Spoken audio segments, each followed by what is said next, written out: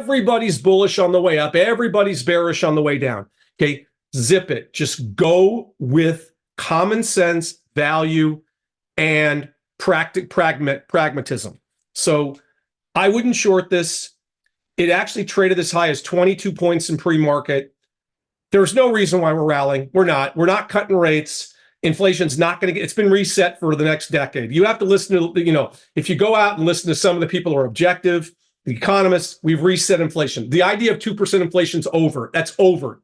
Not maybe forever, but at least for a decade. We're going to have 3.5 to 4%. McDonald's, they reported this morning, a report came out, McDonald's and Wendy's have 5%. They've raised prices 4.5 to 5% across the margin to compensate for rising wages and less people at the store. So inflation's here to stay. Next thing I want to throw out there.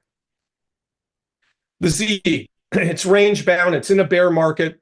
It's called down 19 handles today. Don't overthink this. I'm going to tell you again, stop with the idea that because we have a dovish jobs report, the Fed's going to cut inflation. There's a zero chance they cut inflation on a dovish jobs report.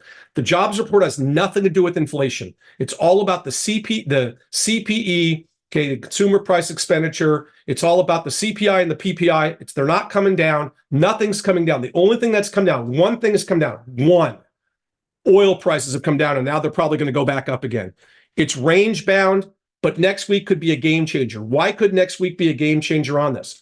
Because if we get a really hot print on CPI, it's going to force the Fed's hand to consider raising rates, which I know they don't want to, which I'm not expecting, but it might force their hand to raise rates. That will drop the bond, and that will be an anchor pulling the market down. But of course, the market's agnostic, telling us that inflation doesn't matter anymore. We've adjusted to it. It's lies. They just continually lie. Most of America is suffering. Wall Street's in its own planet of richness where they're completely divorced from reality. The average person is just go watch TikTok and YouTube videos of what life is like in parts of Beverly Hills, California, San Francisco, New York, Texas. Watch. Most of America is suffering. There's a degradation in the cities. So even though you hear technology running away, don't associate that with the masses. Associate that with the minority, not the majority. That's a fact.